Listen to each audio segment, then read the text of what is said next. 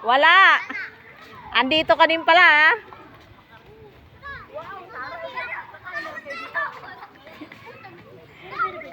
Pinapasyal ko lang. Yun, oh.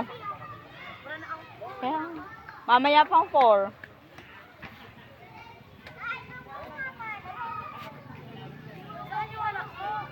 Ang kay mama.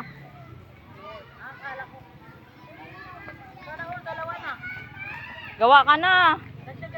Baka lalaki.